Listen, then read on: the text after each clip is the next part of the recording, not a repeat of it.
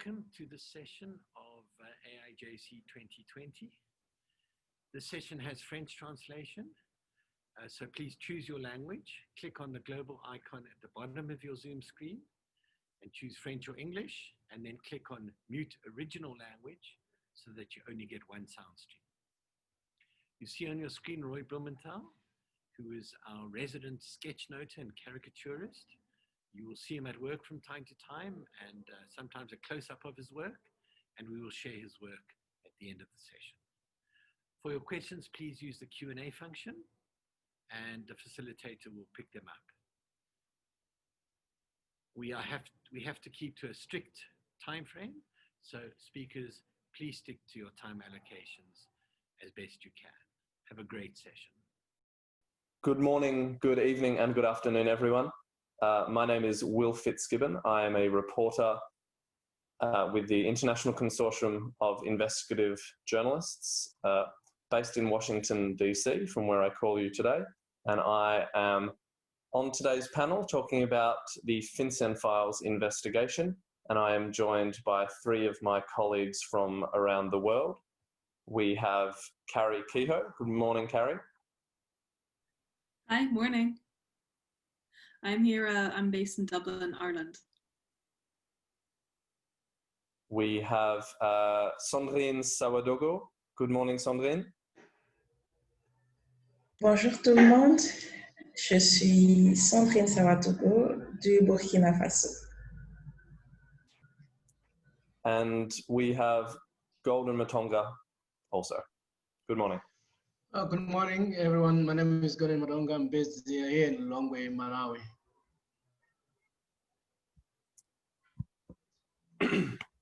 Today we are talking about the latest cross-border investigation by the International Consortium of Investigation and more than 400 journalists who joined us from around the world to publish the FinCEN Files project. We will, during the course of this session today, introduce you to the project, what are some global takeaways, how it was done from a collaborative and from a data point of view, and we'll also invite you all into the world of FinCEN Files so that you as journalists and as people interested in journalism can understand how it was done and also use the project and the data going forward. As with all ICIJ projects and as with all investigative journalism pieces, it's my belief and it's ICIJ's belief that the publication of these projects is just the starting point, and that there remain important and serious exposés, stories, perhaps in your country, that remain to be told. Let me start with a brief presentation that introduces you to the FinCEN Files. This project is about mapping the vast oceans of dirty money that are coursing through the world's economy, and about the failure or quite possibly refusal on the parts of banks and governments to stop it. And it's also about showing the human misery that that economy funds and why stopping it matters. We've obtained for the first time internal U.S. Treasury documents that have been created by banks and shared with the U.S. government. In them, you find that banks are tracking money launderers, terrorism financiers, narco traffickers, numerous accounts all over the world. The International Consortium of Investigative Journalists put together a team of more than 400 reporters from around the world. Alongside these journalists, ICIJ has led and reported on this project for over a year. And what the FinCEN Files reveal is the role of global banks in industrial-scale money laundering.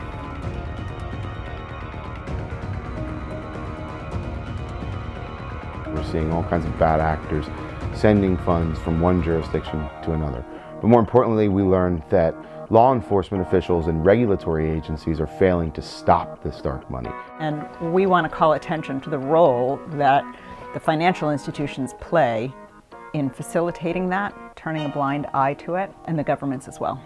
It isn't the criminals themselves that launder the money. So the banks have a really important role to play because they are the system by which that money is going to be moved from their country to a nice, safe place.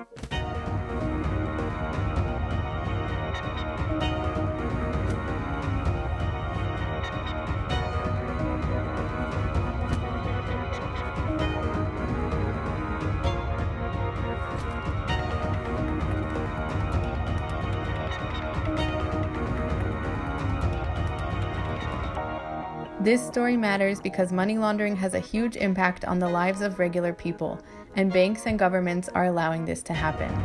And it's a massive, massive problem, and all of us ultimately pay the price for this, because this money is coming from our taxes and our contributions to society, and it should be being spent on providing us with good roads and good transport and good schools and a good health service, and we need as a society to do something about it.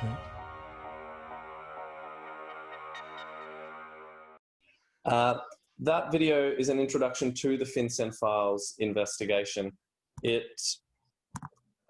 What it does is sets out, I think, the overarching premise and basis of this investigation. We're introduced to the fact that it was BuzzFeed News, the US-based news organization, who obtained really some of the world's most secretive banking documents. These are largely known as suspicious activity reports, which Carrie will speak to you more about in her next talk. More than 2,000 of these very suspicious documents that really journalists and members of the public were never intended or really allowed to see. Journalists spent more than 16 months looking through these documents to find leads that could connect people and companies and banks in their country to the more global system, and as you heard in this video, the extremely concerning problem of how banks facilitate money laundering and the free flow of dirty money around the world. This video that you just saw, as I think today's discussion will help show, is that the FinCEN Files project, as with nearly all investigations, is in my mind about two centers or two triangles, according to this terrible graphic that I've done, about wrongdoing. And that is, FinCEN Files on the one hand shows the role that banks, including household name banks such as HSBC and Barclays, play in allowing financial crime to exist and even flourish. The FinCEN Files investigation showed that banks helped move millions or even trillions of dollars in potentially dirty money for criminals or alleged criminals, even after those banks had been fined or penalized previously for doing the exact same thing. And many experts we spoke to, and the impact that we've seen already from the FinCEN Files, shows that banks are not doing their job. Why that is one of the central questions of this investigation. Many experts we spoke to said that, quite simply, banks have not enough incentive to stop the dirty flow of money. If I am a corrupt politician and I want to send $1 million to Golden in Malawi, then banks have a financial interest in allowing that transaction to take place, because banks often take fees when that international transaction is made. That, combined with the fact that governments, regulators, and the justice system in many of our countries have traditionally not been strong or powerful in punishing banks or individual bankers for allowing criminal money to move around the world, results in the global system we currently have, in which criminals, corrupt politicians, and fraudsters are simply not deterred strongly enough from using the banking system to move dirty money. On the other hand of this project, the FinCEN Files is a fine example full of rich details that Golden and Sandrine will talk to you about today, and also examples from your country that show how individual companies and people move money in ways that we've never seen before. The FinCEN Files data is incredibly detailed, as Carrie will discuss. Line-by-line transactions that tell you the hour, the day, sometimes even the minute that a particular amount of money was sent from one country in the world to another country in the world. All of us on this call here are journalists and experienced journalists. We know that banking records are not the kind of thing that we see every day as reporters. And this rich information is something that expert journalists like Sandrine, like Golden, have been able to use, and I'm very excited for them to show you and tell you how they found their leads, and then all of the additional work that went into reporting this story. Because let's also remember that, especially when we talk about ICIJ projects, which have now become famous for being leak-driven, the leak is only the starting point. All of the reporters on this talk and others, including the 400 journalists who worked on FinCEN Files, will tell you how painful this project was. There were very few simple stories to tell. Even though we had access to highly secretive, confidential documents, 80 to 90% of the reporting had to be done on the ground, speaking to experts, speaking to lawyers, obtaining documents from the country that individual journalists worked in. And that is what gets me excited about the FinCEN Files.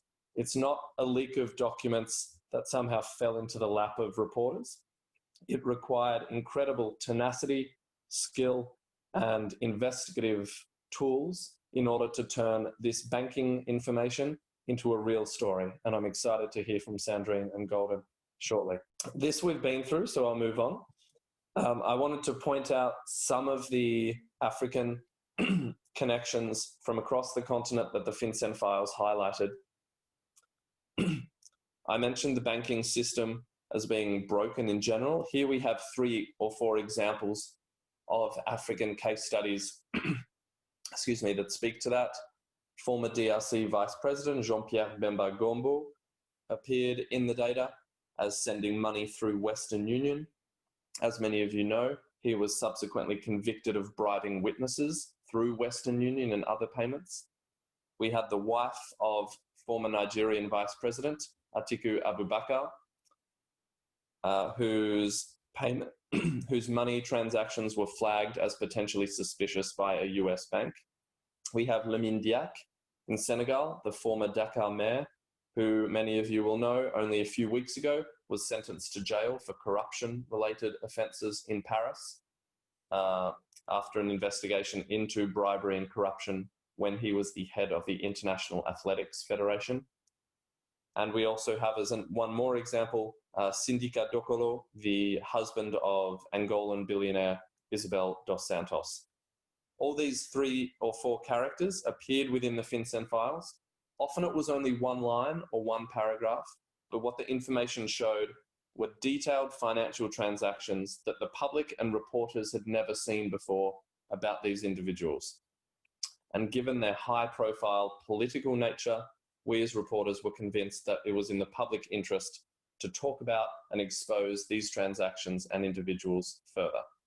Even if, as you will hear us say often during this discussion, the mere fact that an individual or a company appears within the FinCEN Files or has a transaction flagged as suspicious by a bank does not mean that that individual or company is involved in or accused of wrongdoing.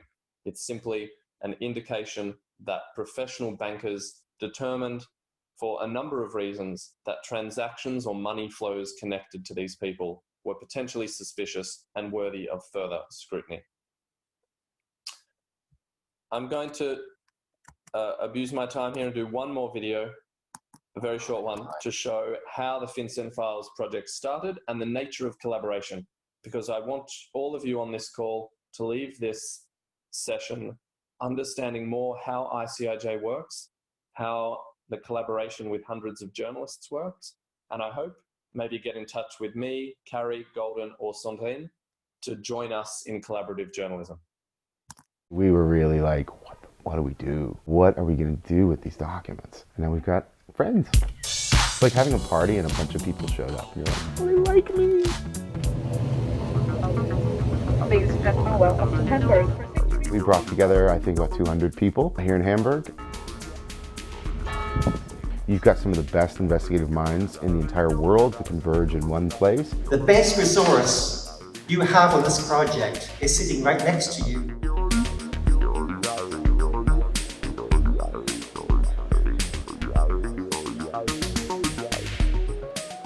We spent the last couple of days really learning how people deal with different governments, how they are able to unravel some of these transactions, and to get a sense of like what they're seeing on the ground. the usual suspects. Also, they have some mentions in the Cassandra leaks. We're talking about Hezbollah, we're talking about some influential politicians. To be able to participate in a project that gives newspapers and journalists means to be able to track such kind of a good and web is something which is a bit exciting for us. I could not have done this without collaboration, because there are different people with different talent, and they are all complementing each other. We started with this big trove of documents, and to see them be put in action, to see that journalism sort of working in the public good is a really remarkable thing. I am now going to hand over to Carrie in Ireland, who's going to talk to us. Did it again. Who's going to talk to us about her work on the FinCEN Files. Carrie. Hi, everyone. Let me just get my presentation. Hello. Okay.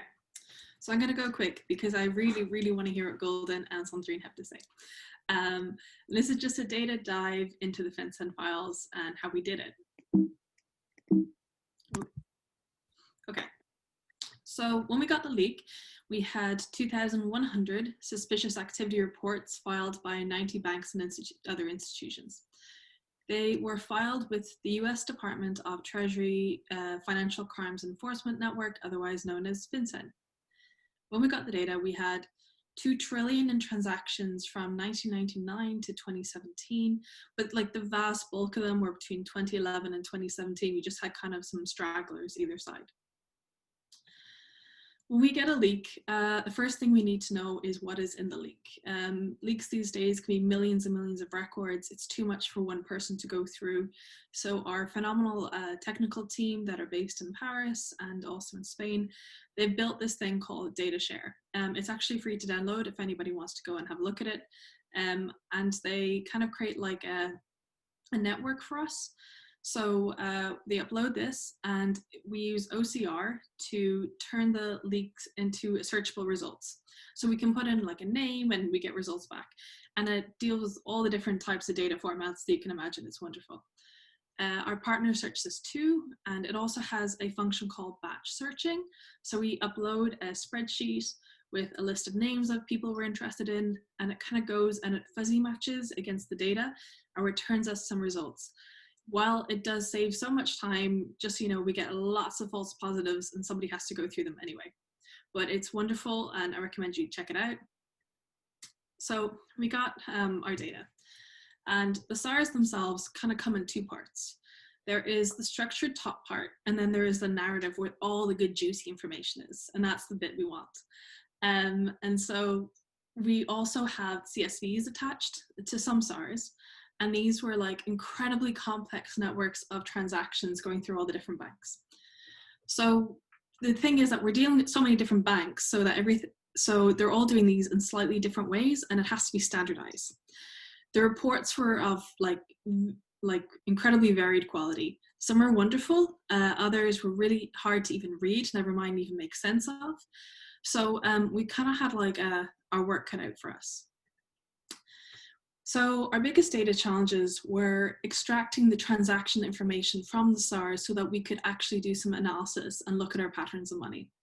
We also wanted to know which regional banks were connected to the big banks, the big American ones like the Bank of New York Mellon and Deutsche and places like that, the ones that are actually filing these SARs.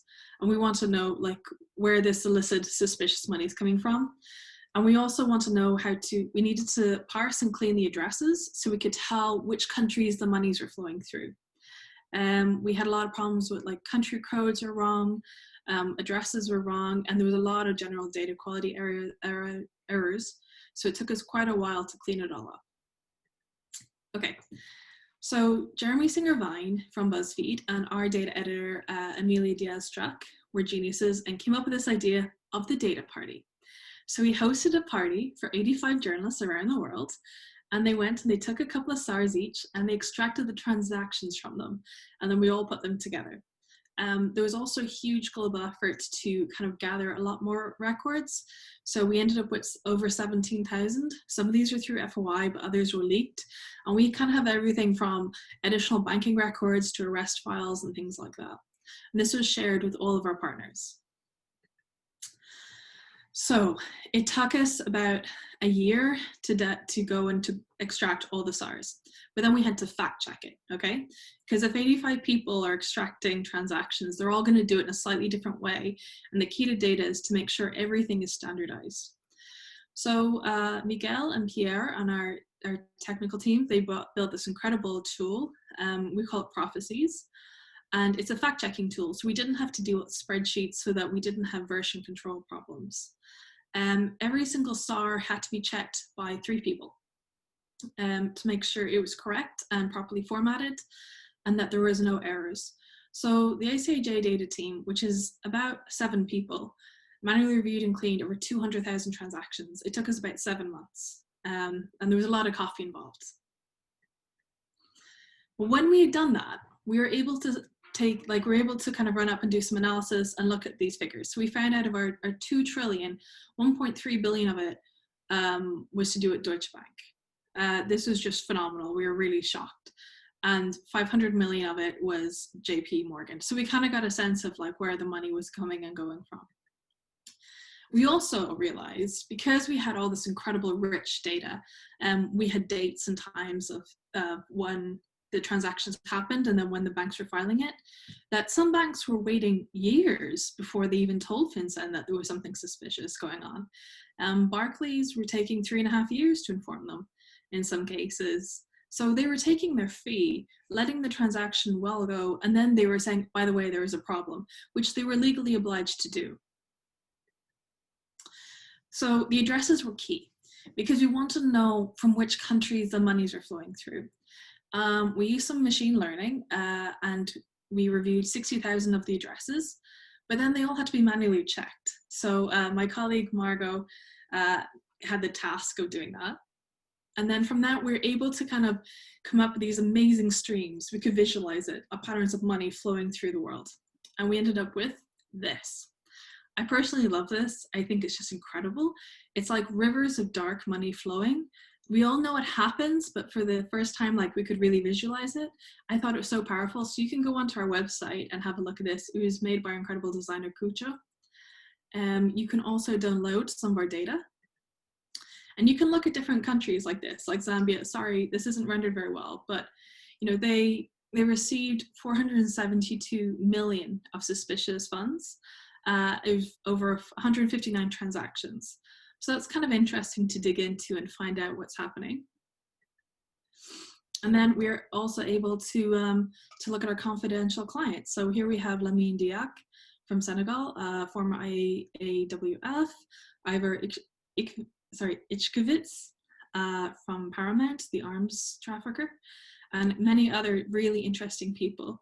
We were able to kind of look into their personal situation. We also had a look at data in the FinCEN files. We saw all these little strings, these LP and LLP kind of names in the data. So we kind of realized that they were UK companies and they were shell companies, and they were being used to kind of hide money. That's what we suspected was happening. So we went and we compared all these companies to Companies House to determine if they definitely were UK companies. And you know, I think it was over 3,000 cases they were. So we went and we looked up their records and we pulled their public accounts. This is an example of one of them, Ergo Invest. We kind of noted their address, all their income, all their expenditure, their accounts end date, because they change in the UK, and the financial year. And then we converted them to dollars. And we compared them to the transactions that are being sent and received over the same time period by those entities. We also went and we realized that there are all these people who are signing off on these accounts, which are in some cases were incredibly clearly fake accounts, shell accounts. So we kind of went and grabbed all their names and we were able to match them to different formation agencies that were behind, they're kind of like the front behind these companies. So we identified more than 3,000. We had 9 formation agencies that were in control of over 100 companies each, 4.5 billion in excess funds. So this is more in transactions than were in their official accounts. And 4.1 billion of it was signed by this guy, Ali Malai, who is a Latvian dentist living in Belgium. And that is it from me. Thank you very much, Carrie. And anyone on this call who is passionate about data and how analysis of this rigorous kind can turn what would be a simple anecdotal story into really a global story, reach out to Carrie. She's one of the people who I think would really enjoy speaking to, and without whom global projects like FinCEN Files cannot exist. Carrie's work and the data work mean that individual stories can be combined to explain to us all why this matters. Okay, let's now move on to Sandrine in Burkina Faso and hear about her story and experience on the FinCEN Files. Merci Will. Bonjour à tout le monde. Alors, juste une minute que je puisse partager mon écran.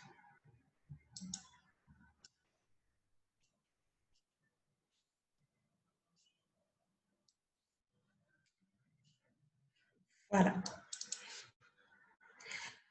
Alors, je intitulais mon projet une coproduction entre le Burkina Faso et la Serbie et vous allez savoir pourquoi. Alors,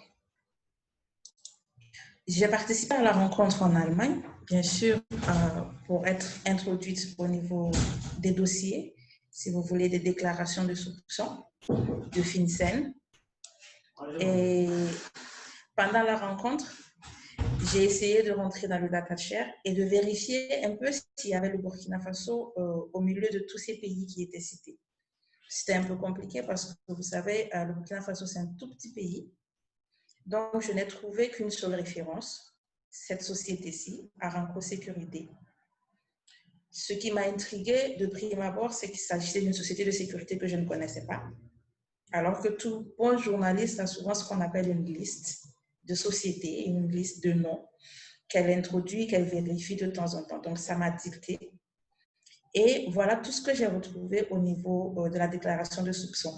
Carrie parlait tout de suite d'un numéro et puis d'une narration, si vous voulez, d'un bref résumé de ce qui a alerté FinCEN. Et moi, je n'ai eu que ça. La société Aramco Sécurité et Beatronic Supply. Donc, il n'y avait que ces deux sociétés. Et l'information, c'était qu'une société du Burkina a envoyé de l'argent, 60 millions de francs CFA, à une société en Serbie, Beatronic Supply. Et autre information que j'avais, c'est que cet argent est passé à travers 4 banques, dans 4 pays différents. D'abord au Burkina Faso, ensuite en Allemagne, aux États-Unis et enfin en Serbie.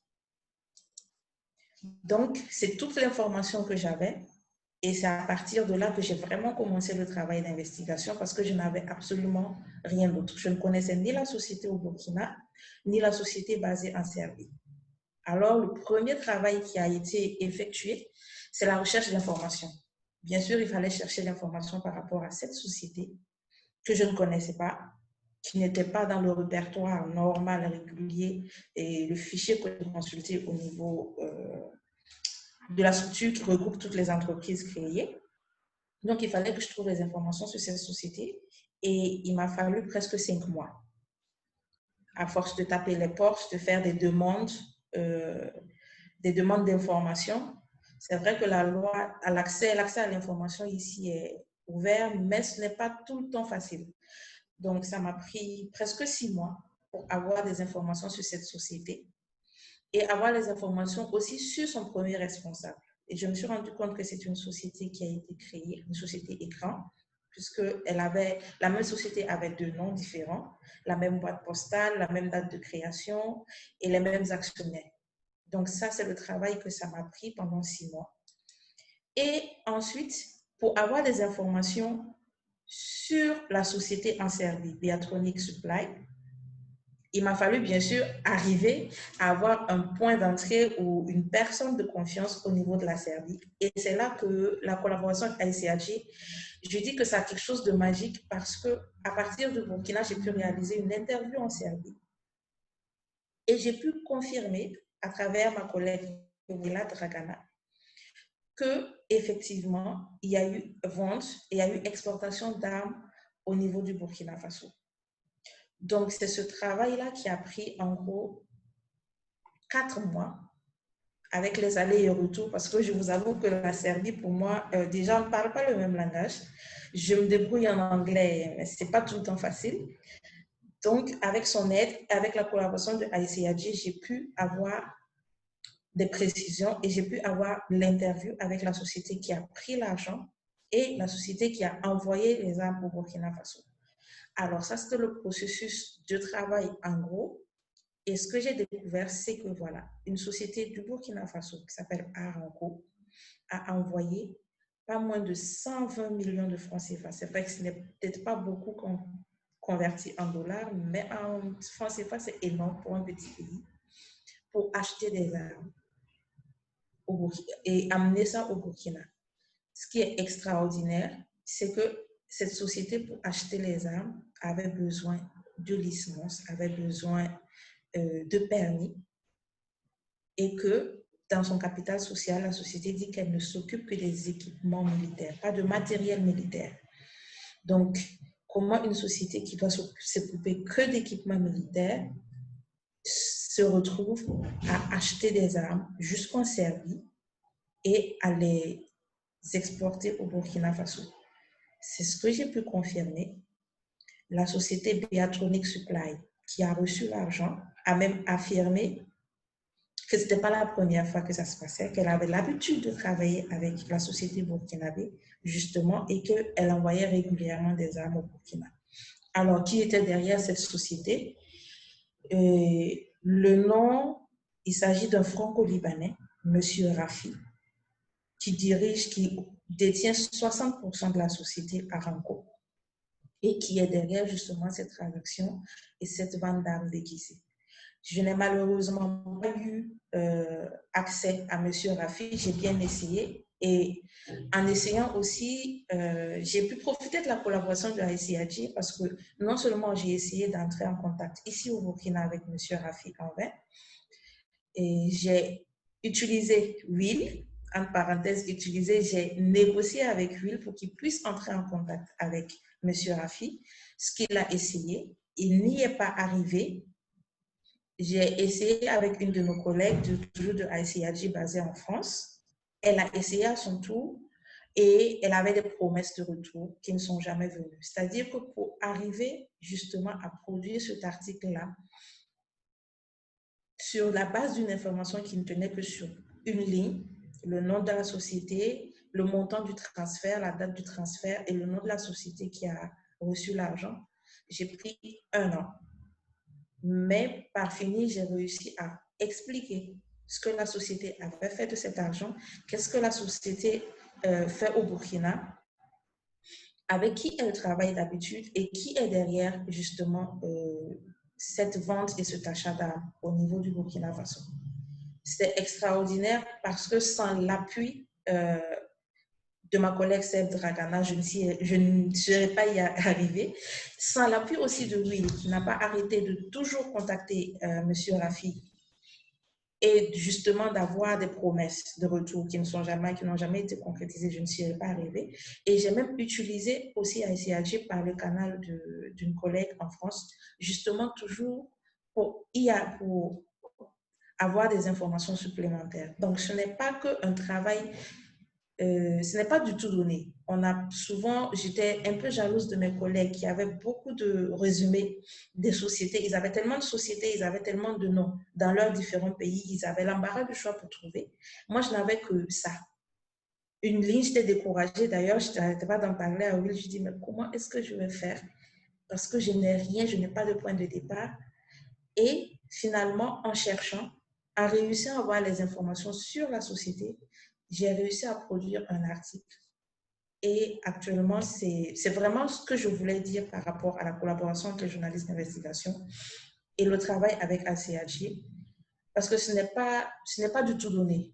Ce n'est pas tout le temps qu'on a toujours une information tout donnée. C'est-à-dire, on n'a pas tout l'article et il faut juste faire la synthèse et produire. Non, c'est vraiment un travail minutieux, un travail de recherche, un travail de rencontre avec les sources, de confiance avec la source et un travail aussi de confiance avec les journalistes avec lesquels on travaille.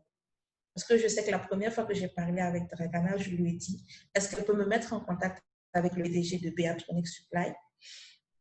Le temps que je lui fasse le questionnaire que j'avais, elle m'avait déjà envoyé les réponses du monsieur. Elle a posé à 100%, elle a posé littéralement toutes les questions que j'avais en tête au PDG de Beatronic Supply.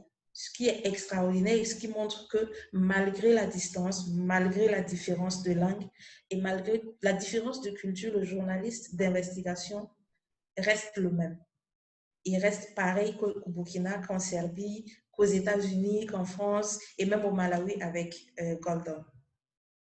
Voilà ce que je voulais partager avec vous, c'est mon expérience et je suis là pour d'éventuelles questions si vous en avez. Merci.